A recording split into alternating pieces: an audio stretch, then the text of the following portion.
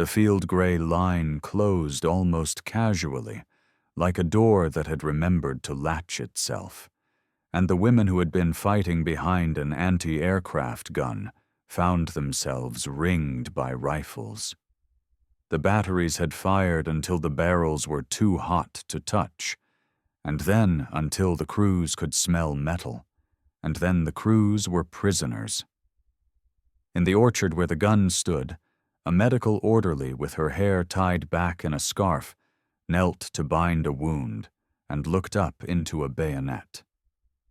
A radio operator tucked a codebook into her boot because habit is hard to argue with even when the argument is over. Fresh footprints and shell craters still patterned the earth. A sergeant took names the way one takes inventory in a warehouse. Fast, flat, and without interest in the contents. When the column moved, it was toward a village where a schoolhouse had become a processing point, and the air had that burnt cordite smell that clings to uniforms even when the uniforms have become evidence. The Germans called it questioning. It began under a tree, in the shadow of a wall, in the schoolhouse where maps still hung with patriotic borders and a chalkboard still carried an arithmetic problem that had not been erased. A Feldwebel asked, "Unit? Roll? Political officer present?" The women answered with cautionary common nouns: medic, signal, gun crew, nurse. The answers did not matter as much as the categories the questions fed: combatant or irregular, valuable labor or dangerous agitator, useful as propaganda or best concealed from cameras. A corporal wrote, "Wabe, woman," and then added a note about the weapon she had been serving, because operational intelligence cared, even if the law did not. The Soviet Union had not signed the 1929 Geneva Convention on Prisoners of War. The Wehrmacht had learned to use that absence as permission, and female combatants gave them another excuse. Paperwork with tidy boxes became a policy written in pencil. Deny POW status, route to a holding camp, send to labor, or, if the political officer was near and the mood was bad, send to a cell where the door had no need of boxes. They were not a single type. Among the prisoners were snipers in padded jackets that had smelled of pine and oil, radio operators whose hands remembered Morse by reflex when fear tried to make the fingers stupid, medics in white armbands that had not prevented bullets from asking their questions, anti-aircraft gunners who had stood on scaffolds firing at black dots and then at black crosses, and partisans whose clothes were more geography than uniform. Some were barely 20, some were older and had learned to be young as a tactic. All had learned to keep quiet in a language the Germans did not expect women to know. The first sort happened in the field, brutal and hurried. Wounds roughly triaged, pockets turned out, identifications taken or destroyed, political pamphlets burned as if the fire changed their contents, and the column set moving toward the road. Motorized patrols took photographs because propaganda departments paid for images of unnatural combatants, women with weapons, marched before cameras to prove an ideology's point about enemies without gender or mercy. In those photographs, a viewer can sometimes see a woman staring past the lens as if the world had narrowed to a single point she intended to reach, whether or not her feet ever moved again. Transit was not neutral. Prisoners were set to work at once, digging, carrying, loading, sewing sandbags for positions that had been fighting them the day before. Guards made it clear that plain cruelty was a privilege of rank. Some used it sparingly, as if they were reserving their share for another day. Others spent it at once. The first violence was often the theft of private things: watches, rings, letters, the photograph of a child as a bribe to make a guard feel like a man who could be gentle later. A medic was told to remove her Red Cross band because the symbol had taken on meanings the guard did not like. A sniper was made to show her rifle calluses, thumb and index rubbed smooth, like evidence exhibited against her by her own body. When columns passed through villages, some local civilians looked away, some spat, some brought a piece of bread and pretended the bread was for a dog. It was not only policy that made treatment harsh. War had turned men into custodians of humiliation and taught them to invent reasons for using their keys. At the field interrogation centers, the questions acquired furniture: a trestle table, an enamel mug of coffee that had the smell of a barracks, a form with German nouns as solid as bricks: name, birth, unit, place of capture, political function. What did you read? Who brought the mail? Where did the commissar sleep? The women gave names that matched what was written in their papers, and then learned to give the wrong names when the names felt like doors the Germans wanted to open. Medics were pushed toward medical duties because labor budgets liked to pretend that care could be rationed as efficiently as fuel. Radio operators were asked to demonstrate their skill by tapping a key attached to nothing, then punished for tapping well. Partisans were interrogated harder because the countryside had taught the occupier to be afraid of trees. The screening was medical and political. A doctor examined a throat, and a guard examined a file. A nurse took a pulse, and an officer checked whether the pulse belonged to someone who had given lectures on collectivization. Fit women were marked for work details.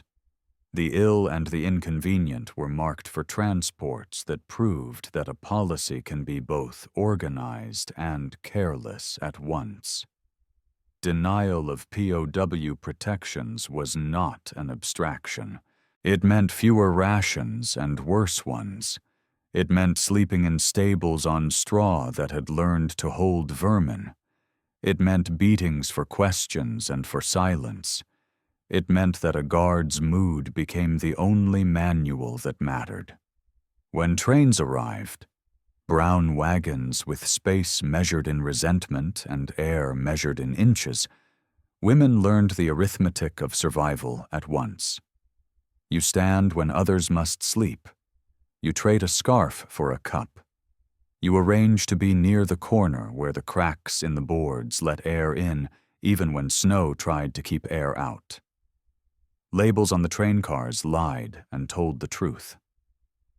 Arbeitseinsatz, labor deployment, meant farms, factories, road crews. Sondertransport, a word that would disgrace German forever, meant a destination where the work was to be survived rather than done. Ravensbrück was a world built out of both purposes. It was the women's camp, the place an occupier created when it discovered it needed a system to punish, humiliate, and harvest labor at scale. Captured Soviet female combatants arrived there with numbers written on tags and on their skin, drafted into a city of barracks where routine had cannibalized pity. Intake meant haircut to remove lice and remove identity, a shower that might collapse into a cough, a striped dress that did not know the shape of the person forced into it, wooden clogs that invented blisters, a badge to mark category where the language of origin already did the job of making an enemy. Inside, the blocks ran on discipline that was its own physics. Roll calls in weather that made the word weather feel like an accusation. Punishment blocks where silence grew fungal. Medical neglect that made robust women into medical problems just by asking them to stand still for too long. Work details in Siemens factories or on sewing lines that made uniforms for men guarding women sewing uniforms for men. Outside labor meant marsh work, road building, hauling. Inside labor meant producing with hands that trembled from hunger. A day in the camp was a calculation. Hide a piece of bread under the slat. Trade a needle for a sip of soup. Pretend to be stronger than the woman next to you, so the guard picks her to carry the heavier load, and you both live. Or be the one who takes the load and owe a life you cannot repay, because there are no banks for such debts in a place that does not recognize credit. The abuses were ordinary and specific. Beatings with tools at hand, strip searches performed as theater, forced labor under rations that were mathematically designed to keep you weak and working, sexual violence that arrived as robbery because the body was stolen, and then the story was stolen as a warning.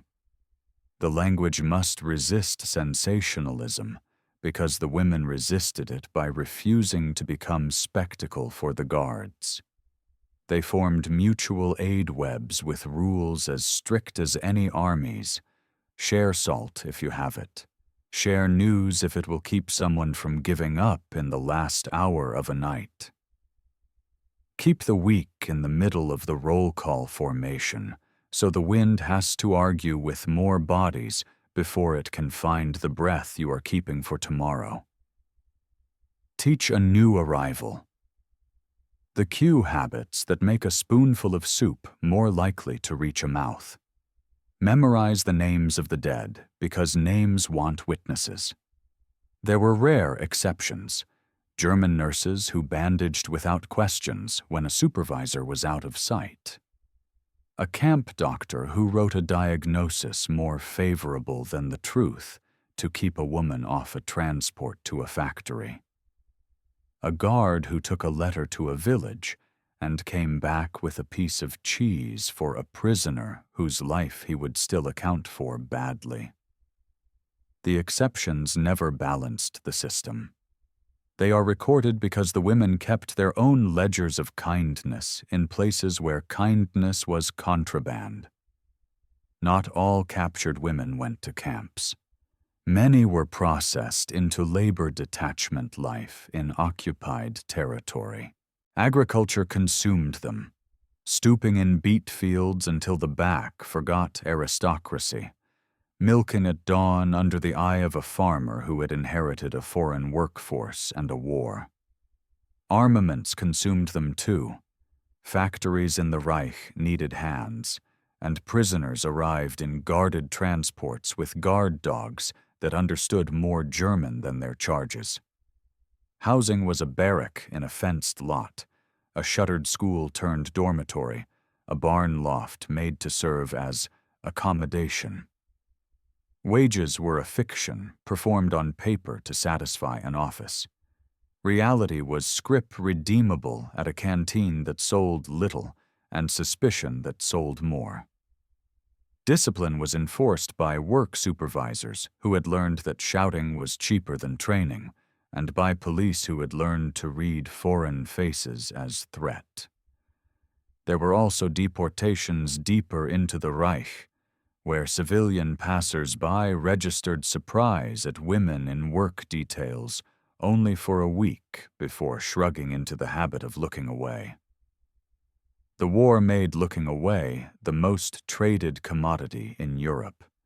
Some captives were subjected to propaganda work.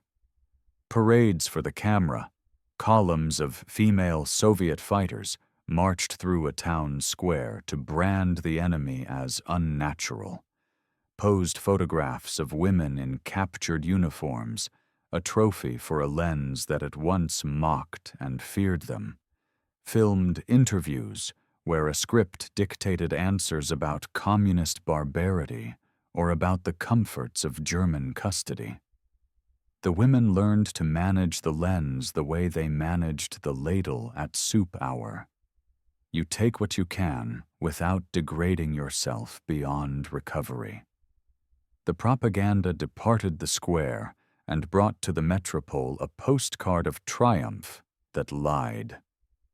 The same day, the column went to a siding and loaded gravel until the foreman was satisfied the day had been spent on something other than humiliation. Even propaganda wanted efficiency. Interrogations did not end with the first forms. Police prisons along railway lines kept rooms where questions came back like weather systems, predictable and still shocking. State security sought partisans to roll up networks, radio operators to identify frequencies and schedules that could be exploited, medics to map which regiments had been where so that an enemy map might be drawn from memory. Torture wore uniforms, and sometimes lab coats, and the goal of a technique was no different from the goal of theft, to extract and to leave no receipt. Women learned to protect the community by protecting what the interrogators wanted most: names, times, and the sense that a network was a family rather than a hierarchy. Silence was punished with blows and with time. Speech was punished later in other rooms by other men angry that the first men had been allowed to ask the first questions. Confessions seeded the filters that sorted prisoners into work details, prisons, and the camps where the work always began by insisting that the prisoner's body explain itself under labor it had not chosen. The term treatment hides violence as well as bureaucracy. It also hides the small behaviors that made the difference between an entry in a register and a survivor's memoir. A captured sniper taught a medic how to make a splint with the boards under a bunk, so that when guards knocked someone down in morning inspection, the block could repair itself faster than the infirmary would. A radio operator turned out to be good at arithmetic and convinced a work boss she could count parts, and so got herself and 2 other women off the line that crippled hands. A partisan learned enough of the local dialect to ask for onion peels from a kitchen garden and turned soup into medicine with a trick learned from a grandmother. A small rebellion, singing a satirical verse in a whisper when roll call took an hour. A small endurance, memorizing a date to tell a cellmate the next morning so that time insisted on existing. Survival looked less like heroism and more like administration. The administration of minutes and calories, of scars and rumors, of hope measured out in spoonfuls and in the promise that the war had chosen months as the unit of its longest sentences, not years, and that months can be survived if someone says your name each evening. There were also the instances of sexual violence we name precisely because euphemism serves perpetrators. Women were raped in farmhouses where guards traded access for favors, in police cells where punishment wore the smell of disinfectant and shame, in transport sidings where darkness was cheap, and in camps where hierarchy made bodies into the currency that paid for an extra ladle or a minute's rest. Testimonies record these acts without adjectives and with proper nouns, naming perpetrators when names were known and describing shoulder straps when the face was a blur. A few officers punished such crimes when the complainant was German. Far fewer punished them when the victim was a Soviet prisoner. The exception is significant without becoming a shield for the rule. Violence was common enough to be policy by absence, the absence of enforcement, the absence of reprimand, the absence of any thought that a body like hers could be a subject instead of an object. Women guarded each other as best they could, sleeping in knots, warning one another about a guard who favored the second shift, teaching a newcomer how to keep a distance that looked like obedience and was actually defense. None of this neutralized the threat. It shaped it into a known hazard. Known hazards can be navigated, not always survived, but navigated. The occupation did produce rare, documented instances of humane treatment by individual officers or civilian supervisors who read the war in moral rather than operational terms. A village policeman subverted an order by writing a prisoner's name incorrectly so she could slip onto a Red Cross list. An agricultural foreman who had lost a daughter looked at a prisoner with the same haircut and gave her an easier row to hoe for a month. A Wehrmacht doctor wrote convalescent where fit for labor belonged. These kindnesses did not change the system. They punctured it briefly. Survivors remember them as proof that not every uniform had forgotten how to be a person, and as evidence that memory would have to separate individuals from institutions without ever forgetting who controlled the keys, the allotments, the budgets, the trains. The system preferred not to notice such people. After the war, some were named in thanks, more were forgotten into ordinary graves. That is the grammar of a continent that had to rebuild with the same hands that had held straps and ledgers. When the front moved and the Reich began to implode, transports reversed directions and destinations changed names. Evacuations were called marches, and marches covered distances that maps sanitized. Women moved west in columns between ditches littered with winter, then east again when front lines changed faster than tracks could be repaired. Liberation was not a switch. It was the moment a guard dropped his rifle, the afternoon a town was entered by soldiers speaking a familiar language badly, the night a camp gate hung open while no one knew which direction meant safety. In the chaos, local civilians made decisions that will always be hard to tabulate. Some hid prisoners, some traded them to new authorities, some offered shoes, some took rings off fingers with the same speed the guards had.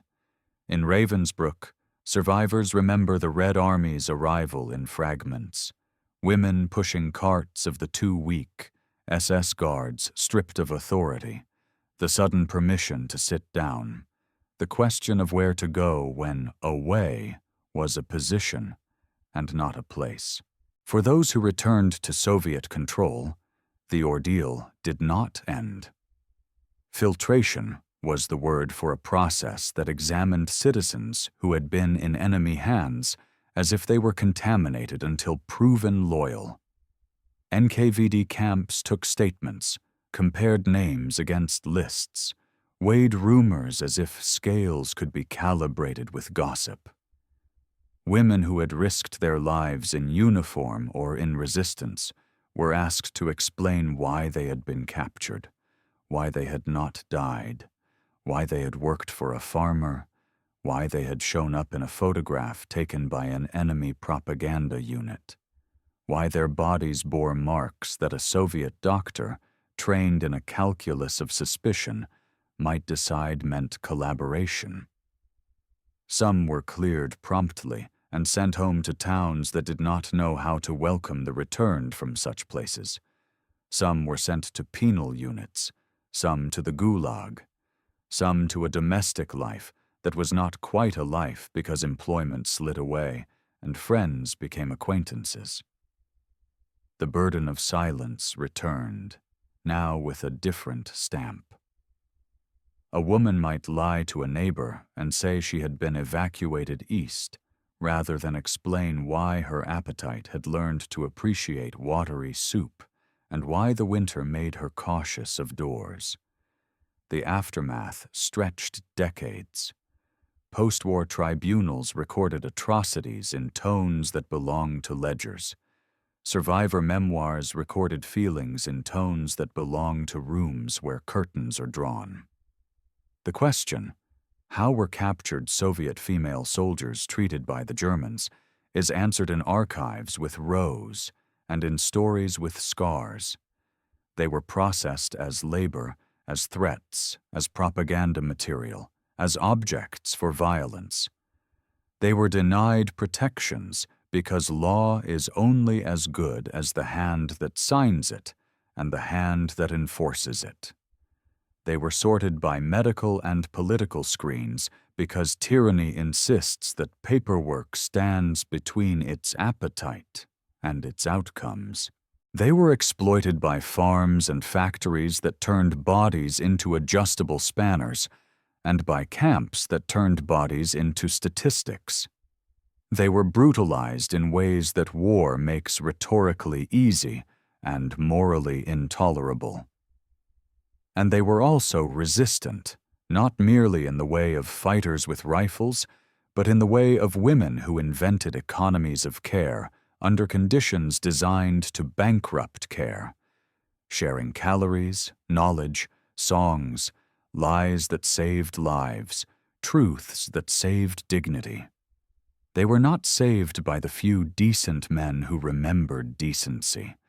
They saved one another as best they could, and then carried the remainder of themselves forward into years that did not apologize for being peacetime. To answer fully, we follow the path the prisoners walked, the capture, the field interrogation, and the labels that erased POW, the transit camps with their quick mathematics, the assignments to farms, to factories, to prisons, to Ravensbrück and other women's camps, where discipline and neglect were different keys on the same piano.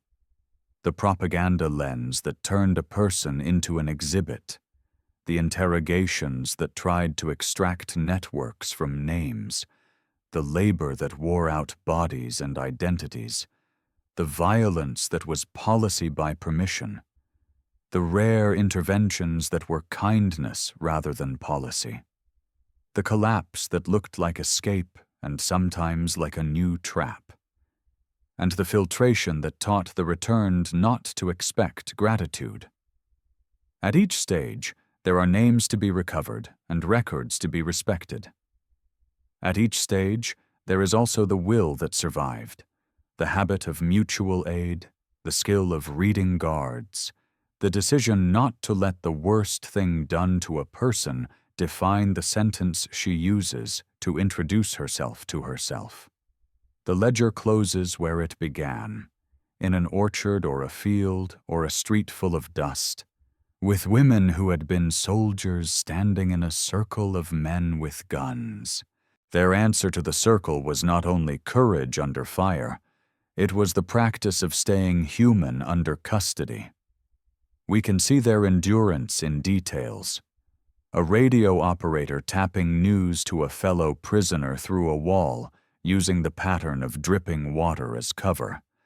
A medic hiding a shard of mirror to check infections because sight is medicine.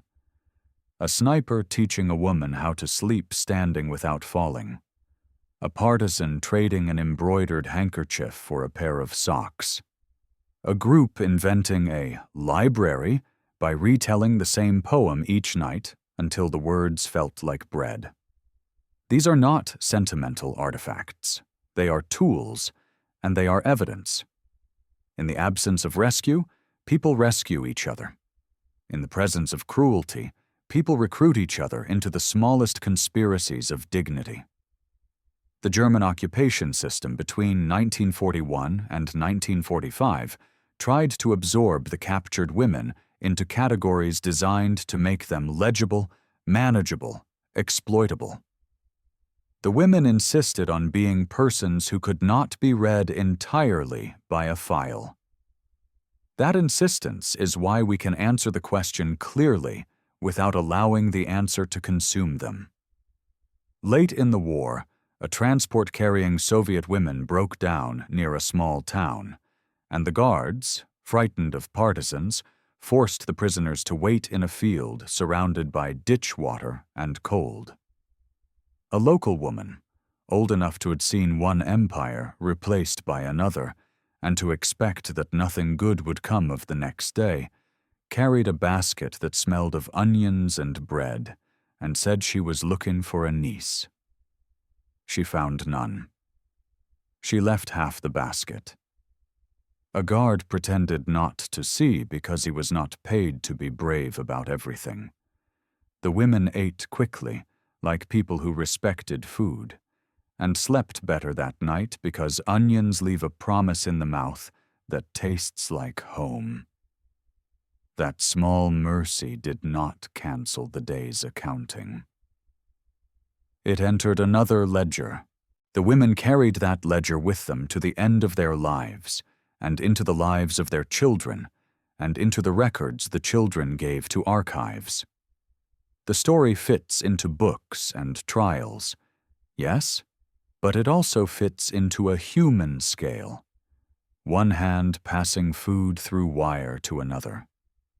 By the time the war reached its ugly finish, the answer to our question had accumulated from thousands of smaller answers.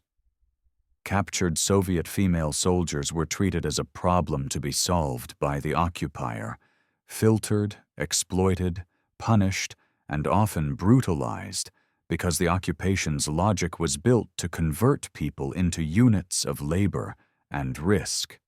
They were treated, in the rarest instances, as human beings by individuals who took personal risks to remember how to act. Those instances mattered to the recipients and do not matter to the statistics except as proof that statistics are not the only way to speak truth. They were treated with suspicion upon return because their own state had learned to write suspicion faster than sympathy, and they treated themselves and each other as worth saving, which is the ground floor of any honest history. If we insist on counting, we must count that will to survive alongside the injuries and the insults. If we insist on judgment, we must judge systems that excused cruelty by pointing to the absence of treaties and the presence of ideology. If we insist on memory, we must carry names, because names are what the women saved when they could save nothing else. Capture scenes played out across 1 million micro-topographies. In snow-bright sawmills, where a local militia caught a radio team sending an urgent weather report. On the shoulder of a highway, where a knocked-out truck became an ambush point. In forests where a sniper's lane of fire vanished into powder, and the dogs did the rest. In sunburned wheat fields where anti-aircraft crews dragged an ammunition box into a ditch and learned that ditches combine mercy and trap in equal measure. The first stage was always compression, from a unit into a squad, from a squad into a pair, from a pair into a single person with a weapon suddenly too heavy to be a friend. Medics taught each other how to carry morphine ampules in gloves. Radio operators agreed on a way to break a key with one kick. Snipers removed scopes and kept them because the glass could become currency. When the Germans arrived, they found 1,000 tiny defenses designed to make use of the 5 seconds between capture and compliance. Those seconds sometimes saved a life later. A hidden tablet for fever, a small blade, a shard of code that could be swallowed. In transport vehicles, fear settled into rows like the women themselves. A woman whispered that she had memorized a route number from the side of a fuel bowser, and that the number matched a railhead she thought was 2 days away. Another said nothing and watched guard habits. Both were practicing intelligence work as survival. The Germans practiced bureaucracy as war. At field interrogation centers, the smell of paper was everywhere, as if records themselves had a scent that could anchor a story in someone else's handwriting. Women were sorted by the blunt instrument of categories that pretended to be self-explanatory. Partisan, a word that allowed cruelty to dress as counterinsurgency. Etappehilfe, rear area helper, a label that combined suspicion with convenience. Flakwaffe, anti-aircraft, a note that could either earn beatings for causing Luftwaffe losses or labor in gun maintenance workshops under guard who loved to explain bolts with the wrong names. Political screens asked about Komsomol and party membership, about agitprop roles, about the presence of political officers in units that, in German imagination, could not include women unless ideology had become a fever. Medical screens cared about typhus, pregnancy, and strong backs. A health note could save a woman from being pushed into the next transport. It could also put her on the list for hospital detail where neglect was policy. Interrogators quickly learned that many Soviet women spoke a few words of German, enough to communicate, and that the few words made the women less other than propaganda wanted. Hence the next layer, the insistence on treating them as irregulars, which excused not calling them POWs and kept the rations cheap. Policy met prejudice with mutual respect and handshake efficiency. Denying POW status had an administrative rhythm. It appeared as a stamp missing from a form, a line crossed out and not replaced, a food issue cut by a third and justified in pencil that had been sharpened by hunger itself. The convention that might have protected them became an argument that punished them. They did not sign the treaty, therefore we are not bound. The Germans had learned to apply that syllogism, both up and down the chain. Guards barked it because their officers did. Officers wrote it because their superiors did. Headquarters codified it because a war against Untermenschen demanded legal theater. The result was the same across landscapes. A little less food, a little more violence considered acceptable, a shortcut between a captured woman and a forced labor shift that turned her into a line item in an agricultural yield target or a factory shift roster. Men captured beside them sometimes were routed differently, into stalags with their own brutal economies. But even there, Soviet prisoners suffered in categories that owed more to racism than to law. In mixed columns, German guards sometimes separated the women for humiliation staged as protection. The point was always to remind the prisoner that law is a tool you only get to wield when the world has chosen your side in advance. Transit camps taught logistics the vocabulary of contempt. Barracks had names like Transit I, Transit II, because the Germans preferred their own abstractions. Inside, concrete floors collected the stories of boots. Pallets were a luxury. Lice learned to commute efficiently. A schedule ran on rumor. Transport at dawn, roll call at midday, work party at dusk, night calls when a list arrived from headquarters. Women learned that the briefest kindnesses had to be protected by performance. A guard who allowed water to be fetched might be embarrassed if his shift handover were rough. Therefore, the women returned carrying neatly and with the posture of people who wished to prevent a colleague from having to explain himself. Civilians sometimes appeared outside the wire, selling cabbage, onions, and family heirlooms for Reichsmarks that would soon become museum pieces. A barter economy thrived in minutes. Bread for a shawl, earrings for a loaf, tins for a rumor. The rumor often mattered more than the bread because rumor carries maps. The Germans tolerated this commerce when it drained prisoners of valuables, then shut it down when a camp commandant decided that control was its own ration. Trucks ferried the fit and marched the unfit. The distinction was often temporary because fit is a verb in transit, not a noun. Ravensbrück concentrated many fates into one landscape. The women's camp received prisoners from across occupied Europe and taught them a common language, the grammar of numbers. You are counted, you count others, you learn to make counting itself survivable. Soviet women entered a world that had already stripped French resistors, Polish couriers, German political prisoners, and Sinti and Roma women of the ordinary daily disguise called privacy. The camp's industries divided labor like a textbook disguised as a whip.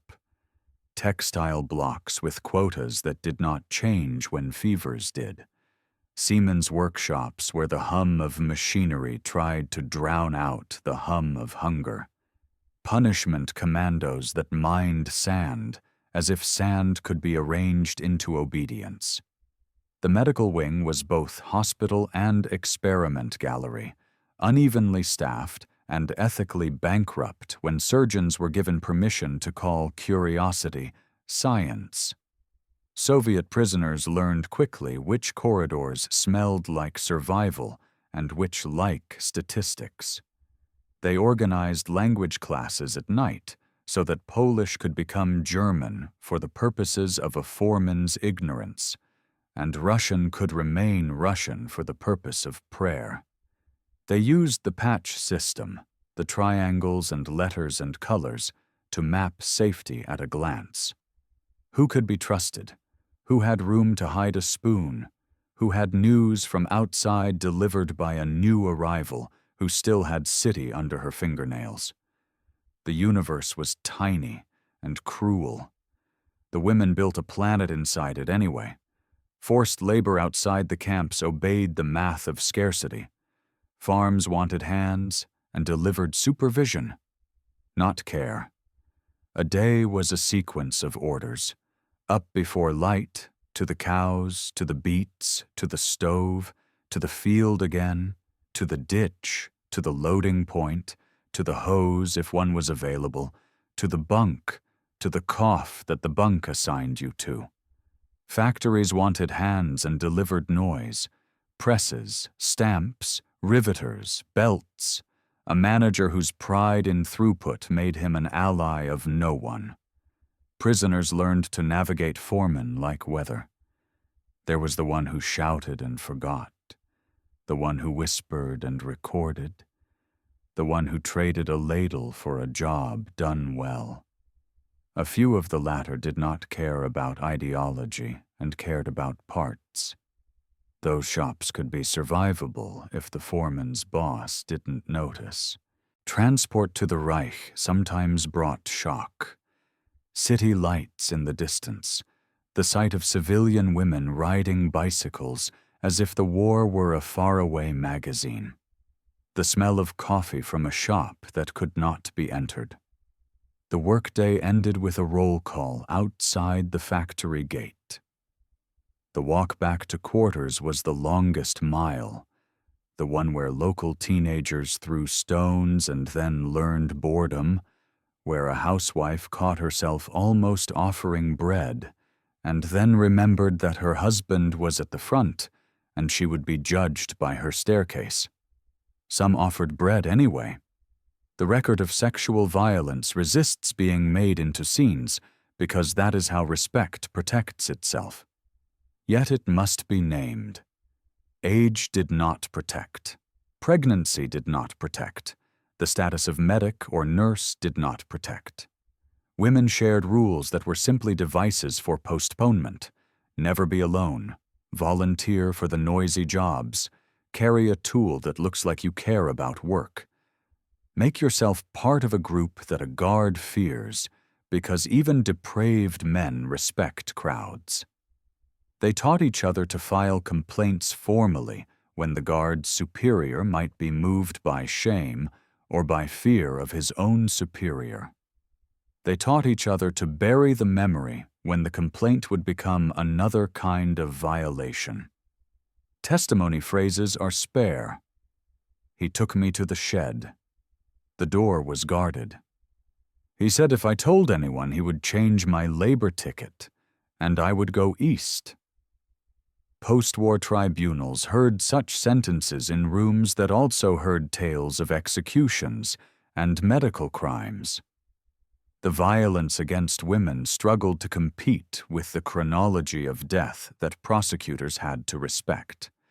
Yet the record survives, thread through thread. Enough to know the system did not merely allow this, it made it likely.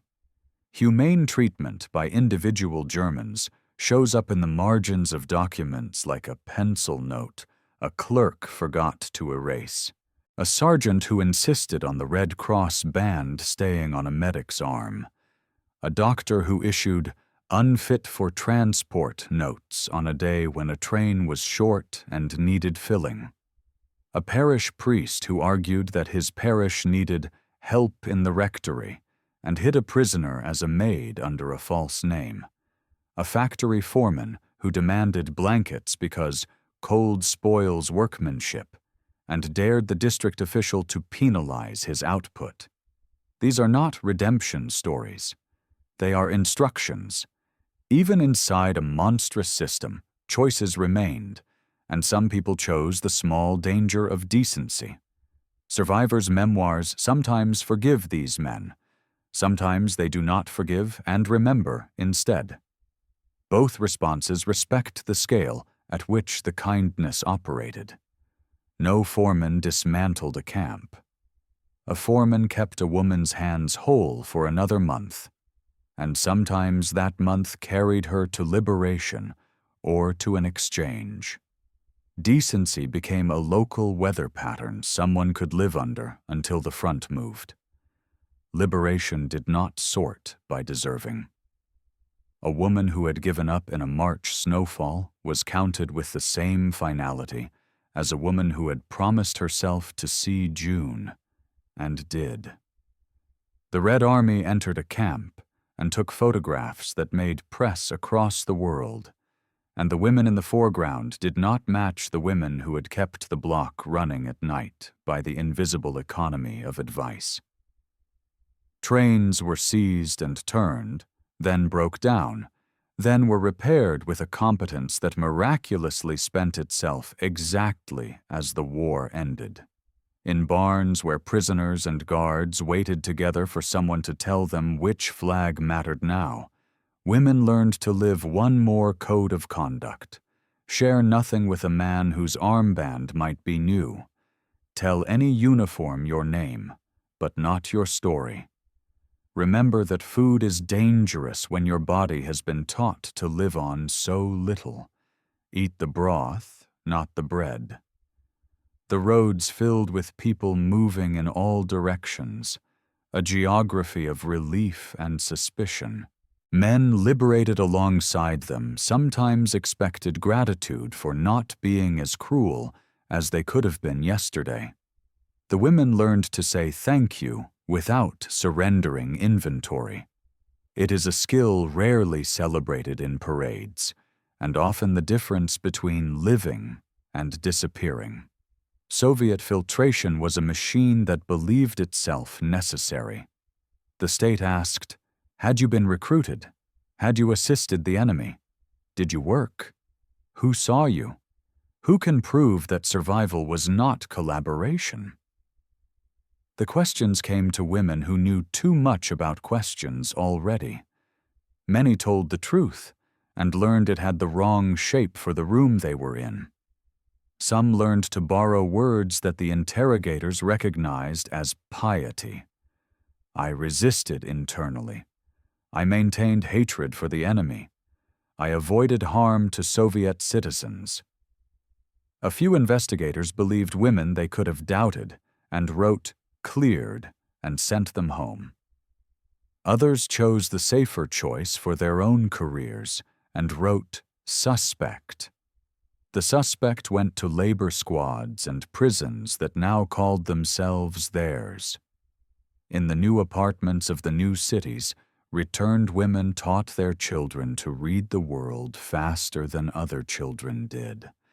They learned that a teacher's smile might contain a question posed later to an official, that a neighbor's kindness might come with a curiosity that could be as dangerous as indifference.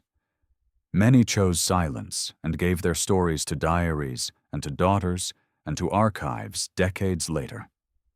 Those archives accept the world's shame more quietly than any courtroom.